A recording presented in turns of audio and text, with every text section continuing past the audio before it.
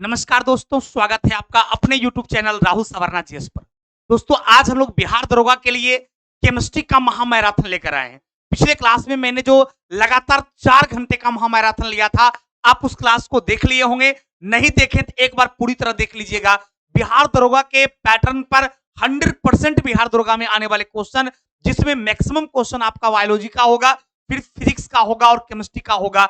उसका लगातार हम लोगों ने 4 घंटे मैराथन लिया। लेकिन बहुत सारे बच्चों का डिमांड था कि सर स्पेशल केमिस्ट्री का भी एक मैराथन लिया जाए, तो आज हम लोग उसी कड़ी में आपके साथ मिले हैं केमिस्ट्री महामैराथन को लेकर। तो चलिए हम लोग चलते हैं। केमिस्ट्री का आज इंपॉर्टेंट क्वेश्चन जो आपसे मैक्सिमम एग्जाम में पूछा गया है और पूछा जा सकता है, वैसे सवाल को लेकर हम आपके साथ हैं। तो चलिए हम लोग लाइन बाय लाइन देखते हैं।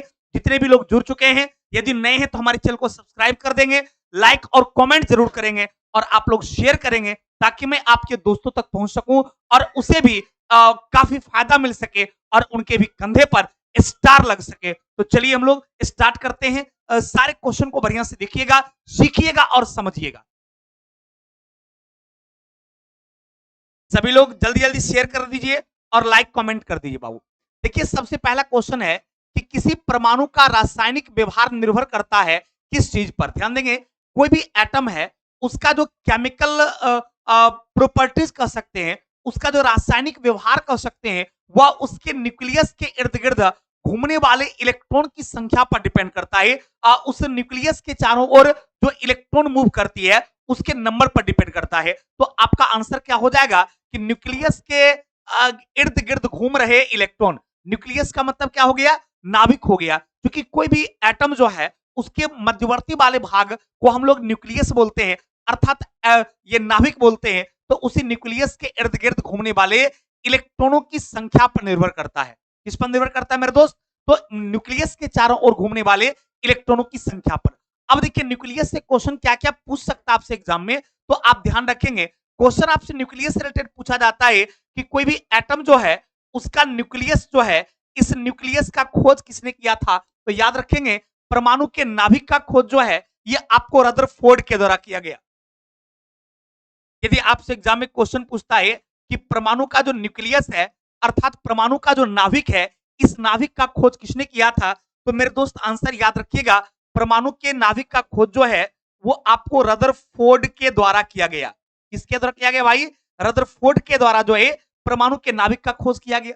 फिर आपसे सवाल पूछती है कि परमाणु का जो न्यूक्लियस होता है उसके न्यूक्लियस में कौन कौन सा पार्टिकल्स रहता है। नहीं, अब ऑप्शन में electron, proton, neutron, positron, neutrino, meson, इस टाइप सा देगा। तो आप आंसर याद रखेंगे, किसी भी एटम का जो न्यूक्लियस होता है इसके अंतर्गत दो पार्टिकल्स रहता है, एक आपका प्रोटॉन रहता है और दूसरा आपका न्यूट्रॉन रहता है।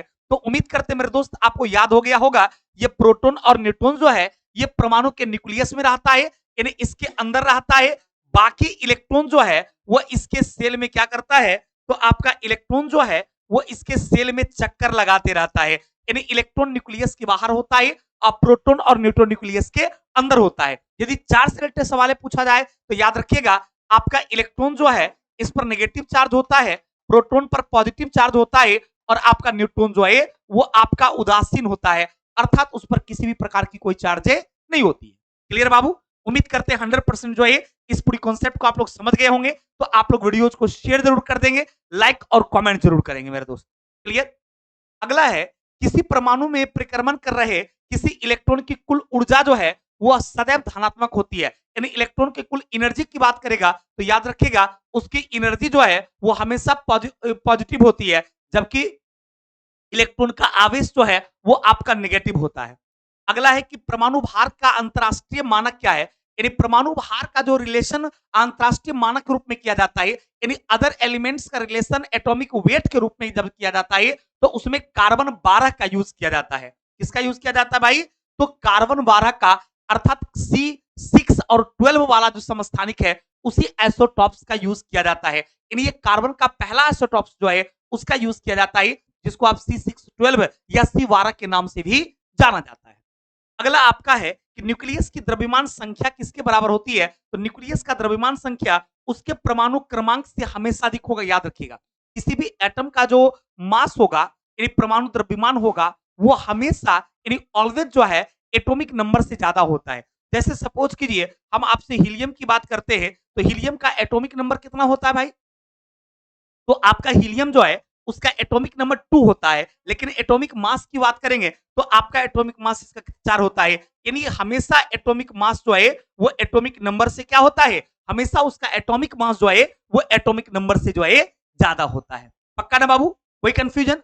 चलिए अगला है कि अस्थाई नाभिक जो है हल्का, जैसे ए लेस देन 10 के साथ में, तो न्यूट्रॉन और प्रोटॉन के लगभग समान होता है। यानी आप अस्थाई नाभिक की बात करेंगे तो वो किस अस्थाई नाभिक जो होता है उसमें न्यूट्रॉन और प्रोटॉन जो है ये लगभग क्या होता है, समान होता है। यानी द्रव्यमान में भी देखेंगे तो आप प्रोटॉन का द्रव्यमान जो है वो लगभग न्यूट्रॉन के द्रव्यमान के बराबर होता है, और हाइड्रोजन परमाणु का द्रव्यमान जो है वो आपका लगभग जो है वो प्रोटॉन द्रव्यमान के बराबर होता है। तो इसके बीच एक रिलेशन क्रिएट होता है कि न्यूट्रॉन का द्रव्यमान, प्रोटॉन का द्रव्यमान और हाइड्रोजन परमाणु का द्रव्यमान, ये तीनों का द्रव्यमान लगभग बराबर होता है। लेकिन कभी कभी क्या होता है कि वो आपसे एग्जाम में सवाल पूछ देती है कि इलेक्ट्रॉन, प्रोटॉन और न्यूट्रॉन में सबसे ज्यादा द्रव्यमान किसका होगा, तब आपका आंसर हो जाता है न्यूट्रॉन का। इलेक्ट्रॉन, प्रोटॉन, न्यूट्रॉन में सबसे ज्यादा किसका होगा, तो आपका न्यूट्रॉन का। और यदि ऑप्शन में हाइड्रोजन भी रहे कि इलेक्ट्रॉन, प्रोटॉन, न्यूट्रॉन और हाइड्रोजन में सबसे ज्यादा द्रव्यमान किसका होगा, फिर भी आंसर आपका जो है वो न्यूट्रॉन ही रहेगा। अर्थात न्यूट्रॉन का द्रव्यमान जो है ये सबसे ज्यादा होता है। लेकिन अप्रोक्स में देखा जाए, लगभग में देखा जाए, तो प्रोटॉन का द्रव्यमान, न्यूट्रॉन का द्रव्यमान और हाइड्रोजन परमाणु के द्रव्यमान, ये तीनों जो है वो ये एक्सप्रोक्टली देखा जाए, अप्रोक्स में देखा जाए तो ये अप्रोक्स में न्यूट्रॉन, प्रोटॉन और हाइड्रोजन, इस तीनों का द्रव्यमान जो है वो आपको इक्वल होता है। लेकिन मैक्सिमम की बात करेगा, सबसे ज्यादा की बात करेगा, तो आपका आंसर न्यूट्रॉन हो जाएगा। क्लियर भाई? अगला है कि अनिश्चितता के सिद्धांत का प्रतिपादन किसने किया था, तो हाइजेनबर्ग के द्वारा अनिश्चितता के सिद्धांत का प्रतिपादन किया गया था। तो जो कुछ सिद्धांत से रिलेटेड सवालें जो है वो आपसे एग्जाम में पूछी जाती है। जैसे मैं आपसे बात करता हूं, जैसे कभी पूछेगा परमाणु सिद्धांत के बारे में तो जॉन डाल्टन ने दिया, अनिश्चितता का सिद्धांत जो है हाइजेनबर्ग ने दिया, परमाणु के नाभिक का सिद्धांत जो है रदरफोर्ड ने दिया। तो इस तरीके से सिद्धांत के बारे में सवालें आपसे एग्जाम में पूछती है, तो आप इन सारी चीजों को दिमाग में रखेंगे। पक्का बाबू? चलिए अगला है कि नाभिक का खोज रदरफोर्ड ने किन कणों की सहायता से किया था। यानी अभी मैंने कुछ देर पहले आपको बताया था कि कोई भी एटम के न्यूक्लियस होते हैं, उस न्यूक्लियस का खोज जो है वो आपको रदरफोर्ड के द्वारा किया गया। इसके द्वारा मेरे दोस्त, तो रदरफोर्ड के द्वारा किया गया। अब इसके लिए इन्होंने क्या किया था, एक सोने का पतला पत्र लिया था। यानी ये पत्र जो है ये आपका सोना का लिया गया, अर्थात स्वर्ण पत्र है ये। तो सोने का एक पतला पत्थर लिया गया और इस पे इन्होंने क्या किया था, अल्फा कणों से बमबारी करवाया था। किस कणों से? अल्फा कणों से। तो क्वेश्चन आपसे यही पूछा गया कि नाभिक का खोजकर्ता रदरफोर्ड ने इस प्रेक्षण के लिए किस पार्टिकल्स का प्रयोग किया था, तो आपका आंसर क्या हो जाएगा, अल्फा कण का प्रयोग किया था। अल्फा पार्टिकल्स का, अल्फा कण का खोज जो है इसके लिए किया था, अतः आंसर क्या हो गया आपका, अल्फा कण। यानी जब उन्होंने अल्फा कण से आघात करवाया तो रदरफोर्ड साहब को जो है इससे रिलेटेड बहुत सारी जानकारियां मिली। जैसे जब उन्होंने सोने के पतले पत्थर पर अल्फा कणों से आघात करवाया तो कुछ अल्फा किरण सीधे स्वर्ण पत्र से पार हो गया, कुछ अल्फा किरण जो है अपने दिशा से विचलित हो गया और एक अल्फा कण जो है अपने ही दिशा में मुड़ गया। इससे रदरफोर्ड साहब को यह पता चला कि परमाणु का एक मध्यवर्ती वाला भाग जो होता है वो पॉजिटिव आवेश वाला पार्टिकल्स वहां रहता है, जो कि अल्फा पर पाए जाने वाले पॉजिटिव वाले चार्ज को क्या करता है, वो एक दूसरे से रिपेल कर देता है। कुछ अल्फा कण जो है अपनी दिशा में मुड़ा।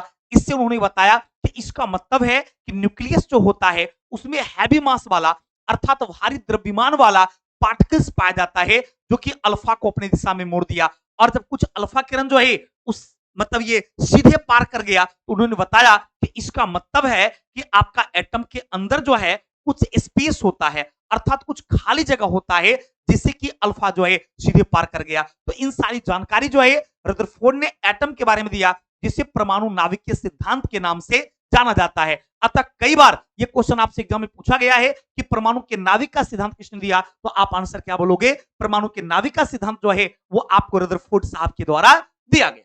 कोई कंफ्यूजन? चलिए आगे है, किसी तत्व के रासायनिक गुण निर्भर करते हैं। यानी कोई भी एलिमेंट्स जो है उसके केमिकल प्रॉपर्टी के बारे में पूछा जाए, उसके रासायनिक गुण के बारे में पूछा जाए तो क्लियर हो गया कि उसका रासायनिक गुण जो है वह किस पर डिपेंड करता है, तो एटॉमिक नंबर पर अर्थात परमाणु संख्या पर निर्भर करता है। और परमाणु संख्या को याद रखिएगा, परमाणु संख्या जो है इसको जेड से सूचित किया जाता है, परमाणु संख्या को जेड से सूचित किया जाता है। और परमाणु द्रव्यमान जो है यानी एटॉमिक मास को ए से सूचित किया जाता है। कई बार क्वेश्चन एग्जाम में पूछा गया है निम्नलिखित में से परमाणु संख्या किसके बराबर होता है, अब लिखा रहता है जेड के बराबर, पी के बराबर, ई के बराबर, एन के बराबर। तो याद रखिएगा एटॉमिक नंबर जो जेड माना जाता है उसको, और वो हमेशा परमाणु संख्या जो है वो प्रोटॉन की संख्या के बराबर होता है। बहुत सारे स्टूडेंट क्या समझ जाएंगे कि एटॉमिक नंबर किसके बराबर पूछा तो एटॉमिक नंबर वाला सिंबल बोल देते नहीं, एटॉमिक नंबर किसके बराबर होता है तो एटॉमिक नंबर का सिंबल भले जेड होता है लेकिन एटॉमिक नंबर हमेशा प्रोटॉन की संख्या के बराबर होता है। तो इसके में फॉर्मूला क्रिएट होता है एक जेड बराबर पी बराबर ई, यानी प्रोटॉन की संख्या के भी बराबर होता है और इलेक्ट्रॉन की संख्या के भी बराबर होता है। लेकिन एग्जाम में जब सवाल पूछा जाए तो हमेशा याद रखिएगा कि परमाणु संख्या प्रोटॉन की संख्या के बराबर होता है। जब इलेक्ट्रॉन की संख्या के बराबर होगा तब समझिए उस एलिमेंट्स पर जो है कोई चार्ज नहीं रहता है, क्योंकि चार्जेबल पार्टिकल्स जब हो जाता है तब उसमें या तो इलेक्ट्रॉन की संख्या कम हो जाती है या तो इलेक्ट्रॉन की संख्या बढ़ जाती है। तो किसी भी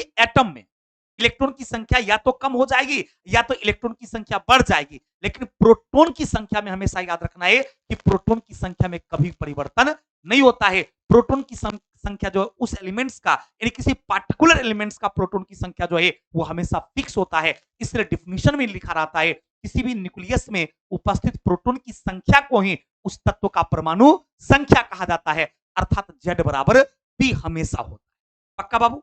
चलिए, मेसोन का खोज किसने किया? बहुत इंपॉर्टेंट क्वेश्चन है, याद रखिएगा।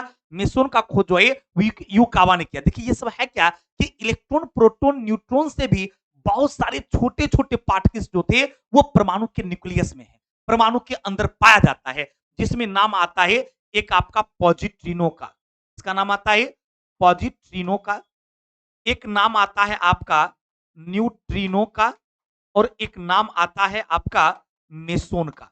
एकदम गौर फरमाइएगा, इलेक्ट्रॉन प्रोटॉन न्यूट्रॉन के अलावे भी बहुत सारे पार्टिकल्स जो मेरा दोस्त है वो आपको वो पार्टिकल्स कहां रहता है तो परमाणु के न्यूक्लियस में रहता है।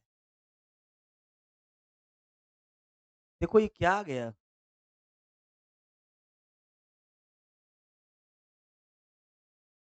हेलो हेलो हेलो,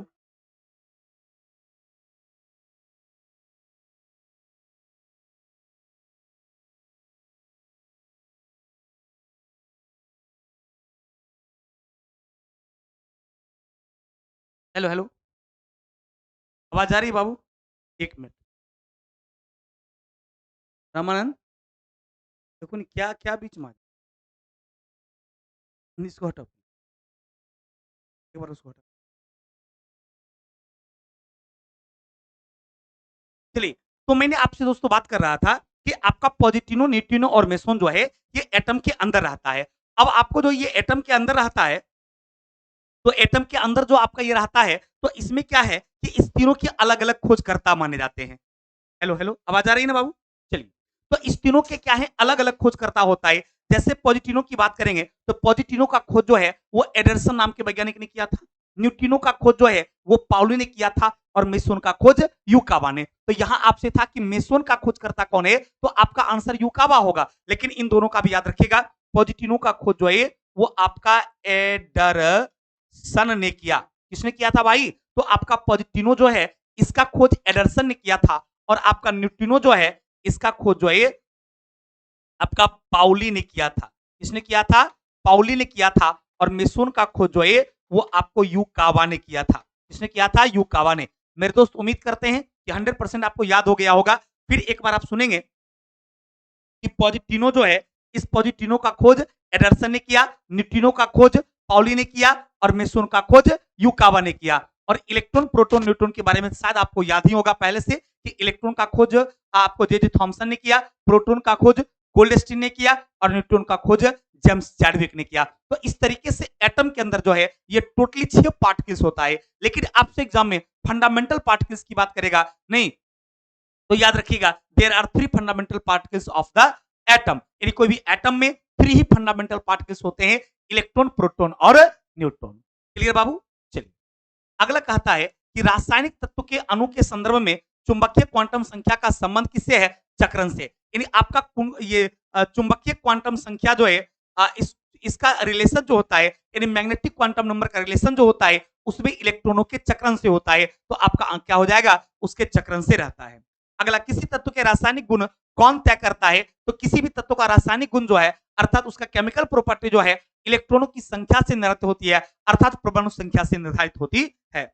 अगला, परमाणु क्रमांक 20 वाले परमाणु का इलेक्ट्रॉनिक कॉन्फिगरेशन क्या होगा? यदि परमाणु संख्या किसी का 20 है तो इसका पहला सेल में 2 इलेक्ट्रॉन होगा, दूसरा में 8 होगा, 2 8 कितना हो जाएगा? 10 बाबू। अब बच गया आपके पास 10, तो यदि आप यहाँ 10 लिख देंगे तो आपका ये गलत हो जाएगा, क्योंकि रूल होता, ऑक्टेट रूल कहता है कि किसी भी सेल में आप मैक्सिमम, यदि वो आउटर मोस्ट सेल है तो आप 8 से ज्यादा इलेक्ट्रॉन नहीं रख सकते हैं। अतः यहाँ पर 8 हो जाएगा, अब बच गया 2, तो 2 आपका लास्ट में हो जाएगा। तो इस तरीके से ये इलेक्ट्रॉन कॉन्फिगरेशन जो है 20 वाला का हो गया।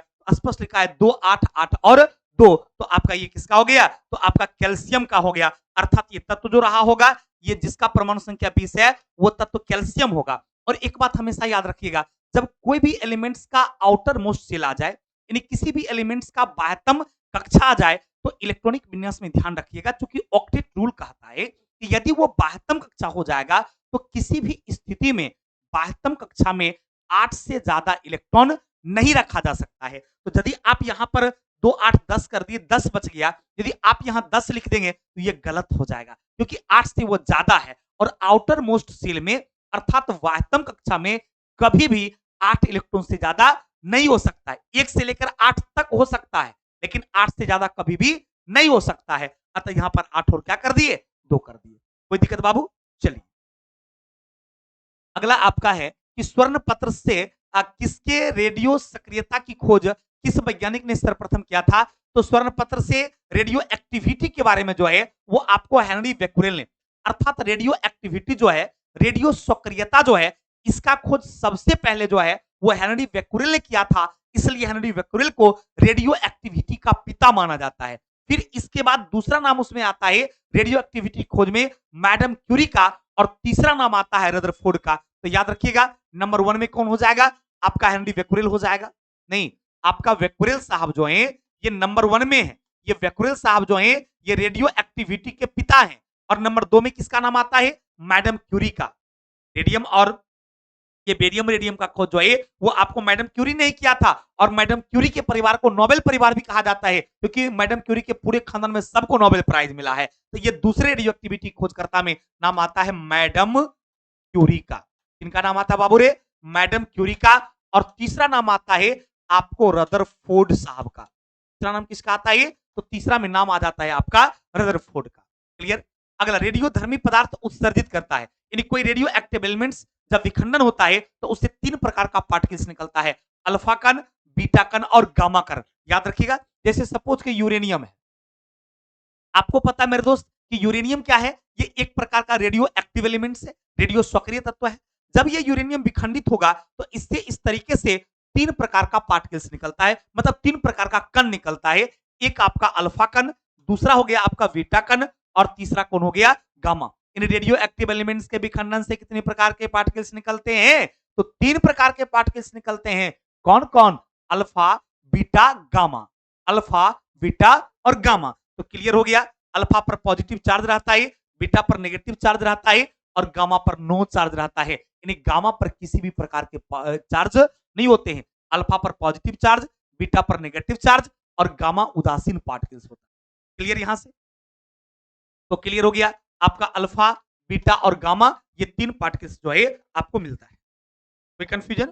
चलिए, अगला है कि अल्फा और बीटा किरणें की खोज किसने किया था? तो अल्फा और बीटा पार्टिकल्स का खोज जो है ये आपको रदरफोर्ड के द्वारा ही किया गया। किसके द्वारा? रदरफोर्ड के द्वारा किया गया। किस वैज्ञानिक ने गामा किरण का खोज किया था? यानी अल्फा, बीटा, गामा ये तीनों निकलता है यहां से, इसके बारे में रदरफोर्ड ने ही बताया था। अल्फा किरणें होती है हीलियम के +2 आयन के बराबर होता है। कौन सा?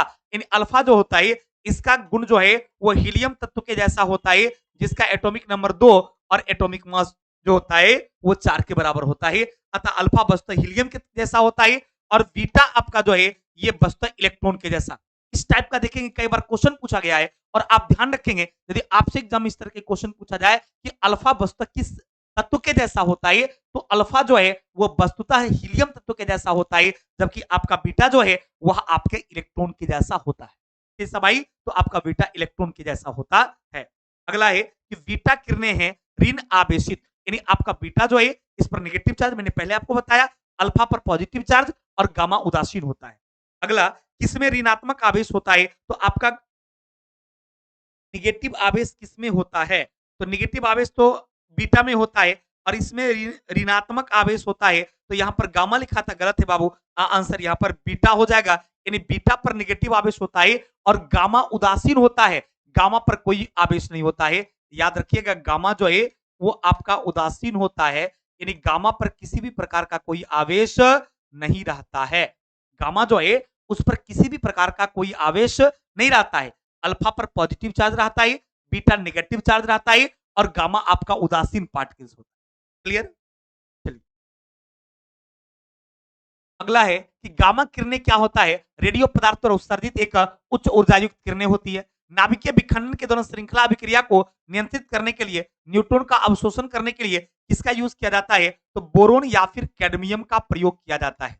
याद रखिएगा, जब कोई भी रेडियो एक्टिव एलिमेंट्स विखंडित होता है, जिसको कि हम लोग नाभिकीय विखंडन कहते हैं, तो नाभिकीय विखंडन जब होता है तो उससे अल्फा, बीटा और गामा किरण निकलती है, और उससे अपार मात्रा में उष्मा का भी उत्सर्जन होता है और प्रकाश का भी उत्सर्जन होता है, और वहां से भारी मात्रा में जो है न्यूट्रॉन भी बाहर निकलती है। तो उस न्यूट्रॉन को एब्जॉर्ब करने के लिए, यानी उसको अवशोषित करने के लिए वहां पर दो एलिमेंट्स का यूज किया जाता है, एक आपका बोरोन, दूसरा आपका कैडमियम। तो आंसर में कभी बोरोन और कैडमियम दोनों देता है, कभी बोरोन देता है सिर्फ, कभी सिर्फ कैडमियम देता है। तो याद रखिएगा कि न्यूट्रॉन कण को अवशोषित करने के लिए, यानी न्यूट्रॉन के एब्जॉर्प्शन के लिए वहां पर दो एलिमेंट्स का यूज किया जाता है, एक बोरोन और दूसरा कैडमियम।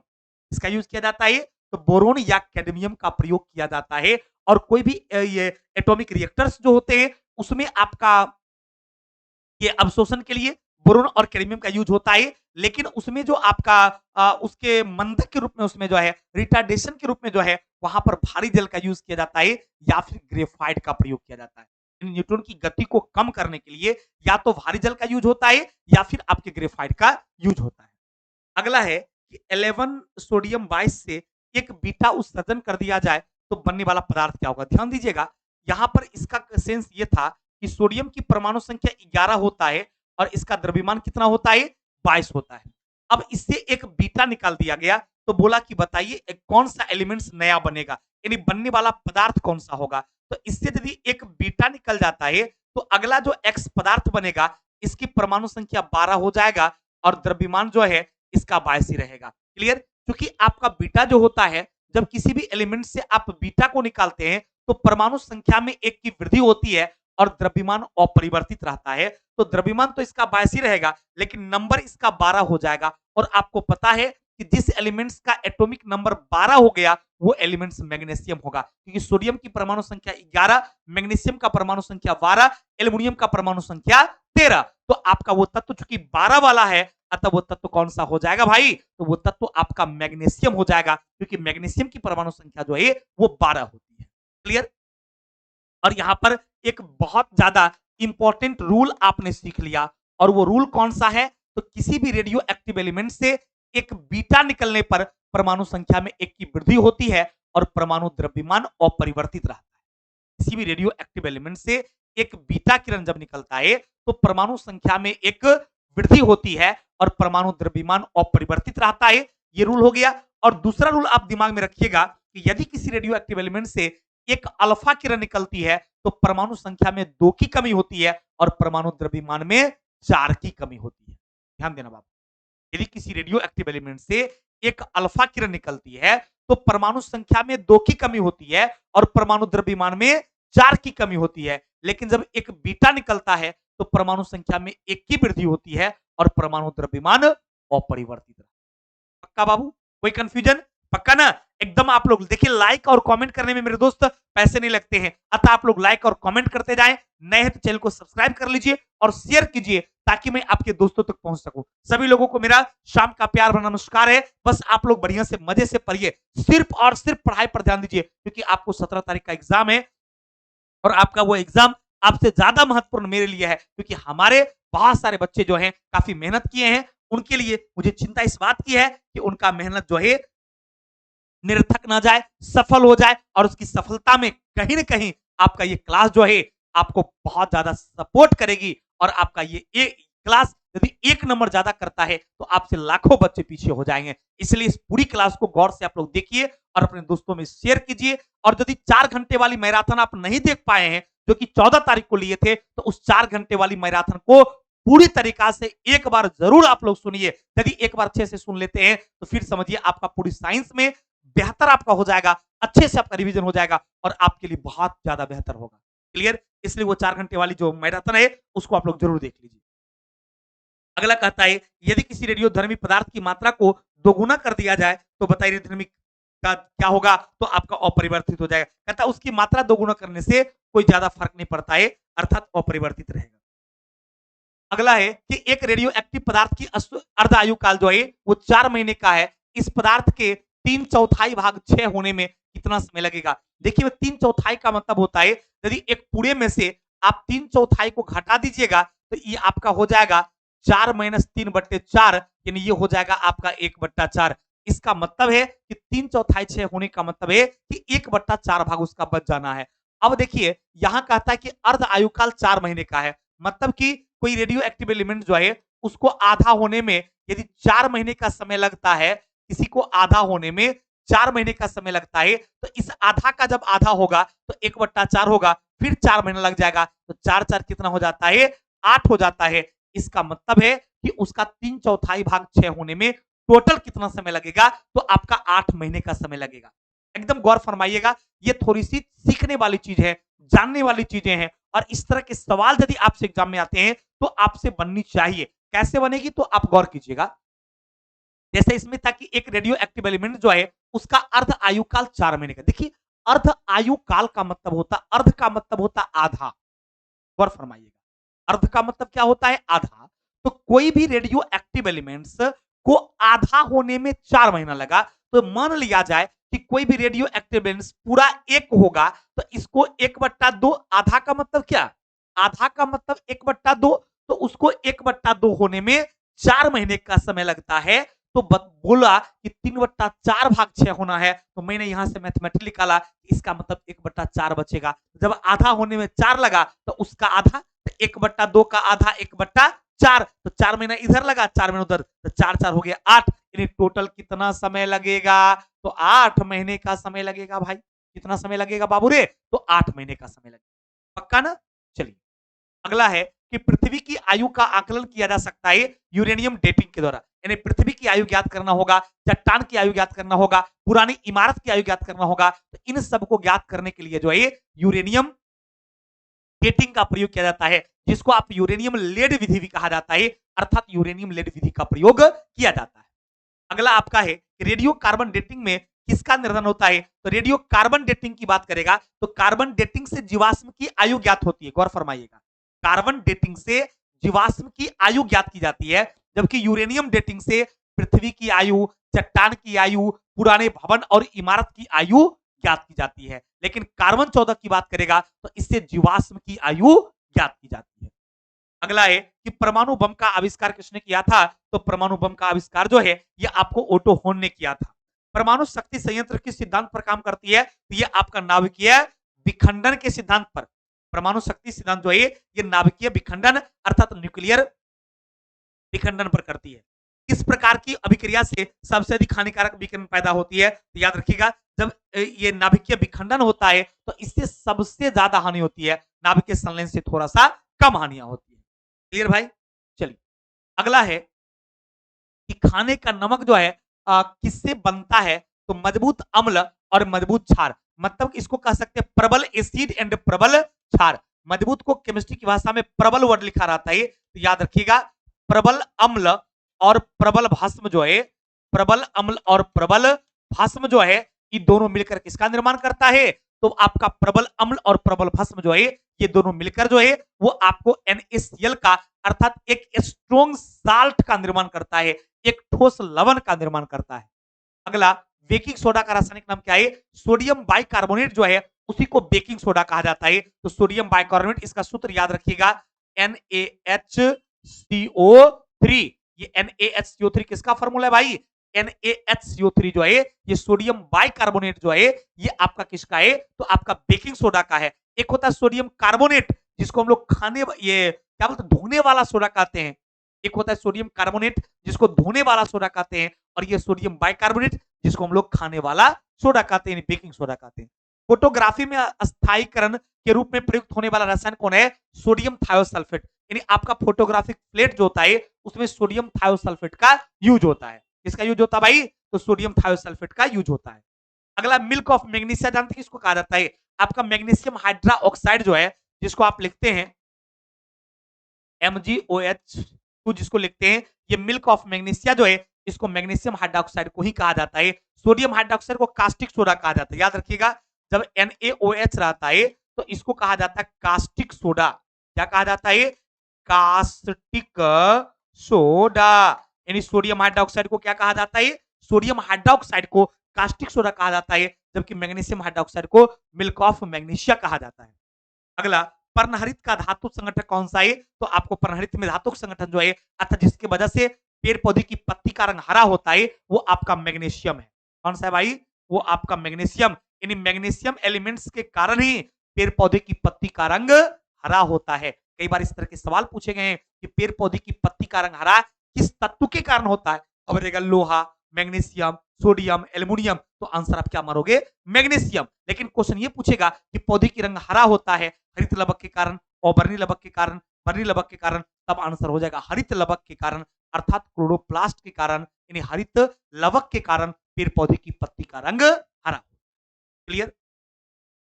प्रति अम्ल के रूप में प्रयोग किया जाने वाला क्षारक कौन सा है? तो आपका मैग्नीशियम हाइड्रोक्साइड है। अति मुलायम खनिज टाल्क मुख्यतः कौन सा है? तो आपका मैग्नीशियम सिलिकेट है। क्लियर बाबू? अगला है कि भारत में एल्यूमिनियम उपकरण की स्थापना हेतु आवश्यक न्यूनतम मापदंड बॉक्साइड और किसकी उपलब्धता होती है? तो बॉक्साइड और विद्युत की ये उपलब्धता होती है। अस्थियों और दांतों को मजबूत रासायनिक द्रव्य कौन देता है? तो आपका कैल्शियम फॉस्फेट की वजह से जो है आपकी दांतें और आपकी हड्डियां जो है वो काफी मजबूत होती है। अब इस कैल्शियम और फॉस्फेट में कोई एक के बारे में पूछेगा तो याद रखिएगा कैल्शियम जो है इसके लिए सबसे ज्यादा उत्तरदायी है, अर्थात आपकी हड्डी को मजबूत होने के लिए, आपके दांत को काफी ज्यादा मजबूत होने के लिए जो है एलिमेंट्स के रूप में यदि कोई ज्यादा उपयोगी है तो वो आपका कैल्शियम है। कौन सा है भाई? तो वो आपका कैल्शियम। अगला, प्लास्टर ऑफ पेरिस का रासायनिक सूत्र क्या होता है? CaSO4, यहाँ पर फोर छूट गया, CaSO4H2O, लेकिन यहाँ पर 2 लगा दीजिएगा, आपका 2CaSO4 इंटू H2 हो जाएगा, तो आपका प्लास्टर ऑफ पेरिस हो गया। या फिर इसको आप लिख सकते हैं इस तरीके से भी लिखा रहता है CaSO4 इंटू 1/2H2O। इस तरीके से भी कभी कभी देखिएगा लिखा रहेगा, ये दोनों सही है, आपका ये भी सही है और आपका ये भी सही है, ये आपका प्लास्टर ऑफ पेरिस है।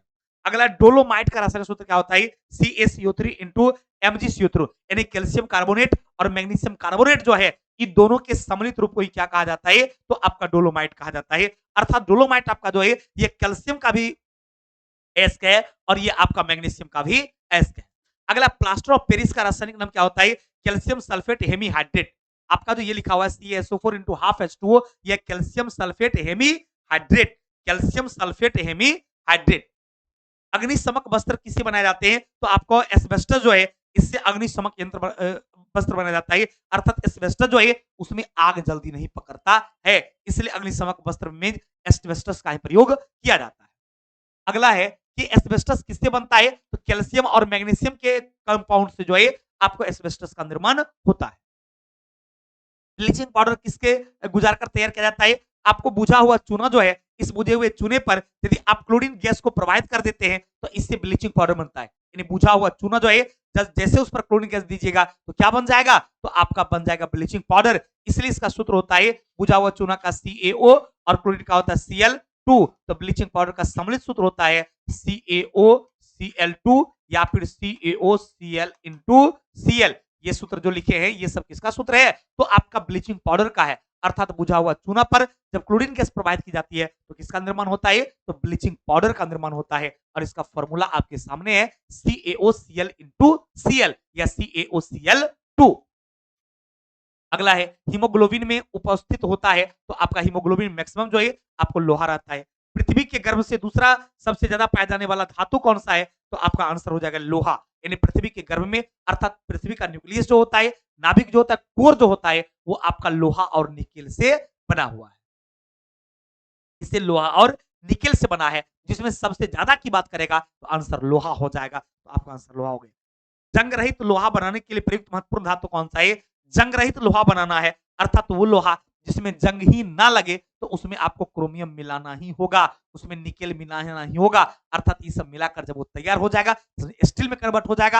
अर्थात लोहा में जंग लगती है, जबकि स्टील में जंग नहीं लगता है। अर्थात जंग नहीं लगने योग बनाना है, तो उसमें किसका प्रयोग करेंगे भाई? तो याद रखना है, उसके लिए आप जो है क्रोमियम का प्रयोग करेंगे, जिसका फॉर्मूला होता है Cr, यानी क्रोमियम का यूज किया जाता है।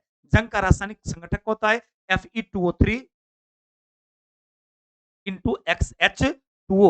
ये जंग का सूत्र हो गया Fe2O3 इंटू XH2O। यानी इसमें आपका फेरस ऑक्साइड जो है, इसमें नमी की मात्रा जितना ज्यादा होगा, जंग उतनी ही प्रबलता से लगेगी, और नमी की मात्रा जितना ही कम होगा, जंग उतनी ही देर से। क्लियर? अगला है लोहे को इस्पात में बदलने के लिए कौन सी धातु मिलाई जाती है? तो याद रखिएगा, लोहा को जब इस्पात में बदलना होगा, तो उसमें दो धातु यूज होता है, एक क्रोमियम होता है और एक निकेल रहता है। तो कभी निकेल देता है, कभी क्रोमियम, ये दोनों आंसर में चलेगा। तो आपका आंसर निकेल हो गया। कभी कभी क्रोमियम निकेल दोनों देगा, तो याद रखिए निकेल और क्रोमियम का प्रयोग किया जाता है।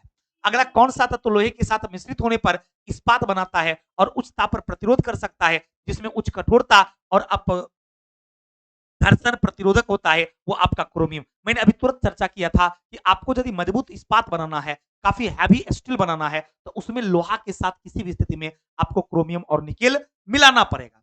तो आंसर आपका क्रोमियम हो गया। कांच क्या है पता है? एक प्रकार का इलास्टिक ठोस है। कांच जो है वो कोई धातु नहीं है, जबकि शीशा एक धातु है। याद रखिएगा, शीशा एक धातु है, लेकिन कांच एक मिश्र धातु है। वो एक इलास्टिक ठोस पदार्थ के अंतर्गत आपका कांच आता है। स्टील की कठोरता प्रदान करने के लिए क्या मिलाई जाती है? तो स्टील को आपको कठोर बनाना है, ज्यादा हार्ड बनाना है, तो उसके लिए क्रोमियम का प्रयोग किया जाता है। इसका भाई, तो क्रोमियम का प्रयोग किया जाता है। प्लास्टर ऑफ पेरिस रासायनिक रूप से क्या है? तो आपका कैल्शियम सल्फेट हेमीहाइड्रेट नाम ही है, कैल्शियम सल्फेट हेमीहाइड्रेट। इसका मतलब प्लास्टर ऑफ पेरिस जो है वो रासायनिक रूप से कैल्शियम सल्फेट ही है, इसलिए आंसर क्या हो जाएगा भाई? Calcium sulphate. अरे प्लास्टर ऑफ पेरिस का रासायनिक सूत्र जो है CaSO4 इंटू हाफ H2O, उसका नाम क्या है? Calcium sulphate hemihydrate. तो वो है क्या? तो कैल्शियम सल्फेट है। जस्ते से एक बर्तन पर विद्युत लेपन की विधि जो है, और उसमें बर्तन को ऋण ध्रुव और जस्ता जो है उस पर धन ध्रुव बन जाता है। जैसे सपोज कीजिए लोहा का कोई बर्तन है, और इसके ऊपर आप यदि जस्ता का लेप लगाते हैं, तो याद रखिएगा इसमें लोहा जो है इस पर नेगेटिव चार्ज रहता है, और जस्ता जो है इस पर क्या हो जाता है? पॉजिटिव चार्ज होता है। लोहा पर नेगेटिव चार्ज रहता है, और जस्ता पर क्या हो जाता है? पॉजिटिव चार्ज होता है। तभी जाकर वो लेप जो है लोहा के ऊपर में लगा रहता है, और ऑक्सीजन का संपर्क जो है लोहा से तोड़ देता है, और लोहा को सुरक्षित रखता है। और ये प्रोसेस जो है जस्ता का लेप चढ़ाने वाली, इस प्रोसेस को जानते क्या कहा जाता है? इसको कहा जाता है जस्तीकरण, या इसी का नाम है यशद लेपन। यशद लेपन। कभी कभी क्वेश्चन पूछ देता है कि लोहे के ऊपर आप जस्ता का जो लेप लगाते हैं, इस प्रोसेस को क्या कहा जाता है? तो जस्तीकरण या यशद लेपन के नाम से जाना जाता है। अगला है सोने को घोला जा सकता है, तो आपका नाइट्रिक एसिड और हाइड्रोक्लोरिक एसिड जो है, इन दोनों में क्या मिश्रण जो है, इस मिश्रण में सोने को क्या कर सकते हैं? घोल सकते हैं। और ये जो आपका नाइट्रिक एसिड और आपका हाइड्रोक्लोरिक एसिड है, इसके सम्मिलित रूप को जानते क्या कहा जाता है? एक्वारेजिया कहा जाता है। हिंदी में उसको कहा जाता है अम्ल राज। यानी आपका अम्ल राज जो है, इसमें कैपेसिटी है सोना और प्लेटिनम को अपने में घुला लेने का। कभी कभी क्वेश्चन पूछता है कि कौन ऐसा एसिड है जो कि सोना को अपने में घुला लेता है? अब रहेगा हाइड्रोक्लोरिक एसिड, लैक्टिक एसिड, दोनों का मिश्रण, या फिर ये सल्फ्यूरिक एसिड। तो आंसर याद रखिएगा, दोनों के मिश्रण में यह क्षमता है कि सोना को अपने में घुला ले। अकेले ना तो हाइड्रोक्लोरिक एसिड में क्षमता है, और अकेले ना तो नाइट्रिक एसिड में क्षमता है। और इन दोनों जब आपस में मिलता है, तो दोनों मिलकर किसका निर्माण करता है? तो अम्लराज का निर्माण करता है, एक्वारेजिया का निर्माण करता है। अर्थात एक्वारेजिया जो है वो अपने में सोना को घुला लेता है। पक्का? अगला है कि मायोग्लोबिन में कौन सा धातु होता है? तो आपका मायोग्लोबिन में लोहा रहता है। पदार्थ जो अणुशक्ति से संबंधित नहीं है वो आपका क्रोमियम है। मिश्र धातु नहीं है आपका तांबा जो है वो मिश्र धातु नहीं बल्कि तांबा एक धातु है। इस्पात एक मिश्र धातु है लेकिन तांबा, जस्ता, लोहा, क्रोमियम, निकेल ये सब की बात किया जाए तो ये सब आपका धातु है। जबकि इस्पात क्या है? एक मिश्र धातु है। पीतल एक मिश्र धातु है। कांसा एक मिश्र धातु है। गनमेटल एक मिश्र धातु है। ये सब मिश्र धातु है लेकिन सोना, चांदी, लोहा, तांबा, जस्ता ये सब क्या है? ये सब आपका धातु है। क्लियर? अगला है कि स्वचालित वाहन निर्वातन का सर्वाधिक अविषाणु धातु कौन सा है? तो उसमें आपका लोहा का नाम आता है जो सबसे ज्यादा प्रदूषण करता है आपको वाहन के माध्यम से। पीतल में कौन सी धातुएं होती है? तो पीतल जो है ये तांबा और जस्ता से मिलकर बना होता है। एक फॉर्मूला में आपको पढ़ाने क्रम में बताए थे, पीताजी यानी पीतल, तांबा और जस्ता से मिलकर बना है। नहीं ऐसे लिखते हम लोग पिताजी। क्लियर हो गया? इसका मतलब है कि आपका पीतल जो है ये किससे बना है? तो ये पीतल जो है ये आपका तांबा प्लस जस्ता, तांबा प्लस जस्ता से मिलकर बना है, इसलिए नाम हो गया पिताजी। यानी पीतल, तांबा और जस्ता से मिलकर बना होता है। तो आंसर क्या हो जाएगा? तांबा और जस्ता।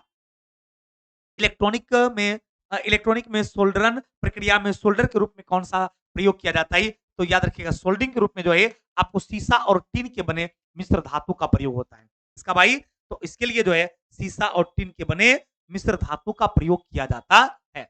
अगला, धातुएं सुचालक होती है क्योंकि इसमें मुक्त इलेक्ट्रॉन होते हैं। कोई भी धातु जो है वो विद्युत का सुचालक होता है। तो याद रखिएगा विद्युत का सुचालक वही हो सकता है जिसमें मुक्त इलेक्ट्रॉन पाया जाता है, और जिसमें मुक्त इलेक्ट्रॉन नहीं पाया जाता है वो कभी भी विद्युत का सुचालक नहीं होगा। जैसे हम ग्रेफाइट की बात करते हैं तो ग्रेफाइट एक अधातु है, क्योंकि ग्रेफाइट में मुक्त इलेक्ट्रॉन पाया जाता है इसलिए ग्रेफाइट विद्युत का सुचालक होता है। और हीरा में या फिर अन्य जैसे क्लोरीन है, ऑक्सीजन है, वो सब में मुक्त इलेक्ट्रॉन नहीं पाया जाता है, अर्थात वो सब क्या होता है? वो सब आपका अधातु होता है और उसमें विद्युत धारा का प्रवाह नहीं होता है।